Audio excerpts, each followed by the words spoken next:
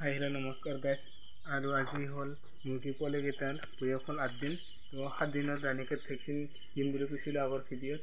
তো 7 দিনত দিব নোৱাৰিলোঁ, তাৰ কাৰণে আজি 8 দিনতহে দিম। তো কেনেকৈ দিওঁ আৰু কেনেকৈ দিব লাগে চাই থাকিব ভিডিঅ'ত।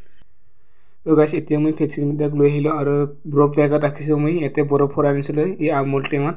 তো যিমান পাৰে ঠাণ্ডা জেগাত ৰাখিবৰ কাৰণে চেষ্টা কৰিব লাগে। এতিয়া এইটো হ'ল ড্ৰপাৰ আৰু এইটো হ'ল ভেকচিন। তো ভেকচিনত ড্ৰপাৰ পানীখিনি দিব লাগে। এইটো পাউডাৰ ছিষ্টেমো হৈ থাকে, তাৰ কাৰণে ড্ৰপাৰ লগত গলাব লাগে, নহ'লে ঘূৰাব লাগিব। এনেকৈ জোকৰাব নালাগে, তো বেয়া হ'ব পাৰে জোকৰালে, তাৰ কাৰণে ঘূৰাব লাগে। তো ঘূৰালোঁ। এতিয়া ভেকচিনখিনি উলিয়াই ল'ম চিৰিজ লগত আৰু চিৰিজো ওলাই এই ড্ৰপাৰত ভৰাই দিম, কাৰণ সেই ড্ৰপাৰ লগত দিব লাগে মুৰ্গী পোৱালিবিলাক।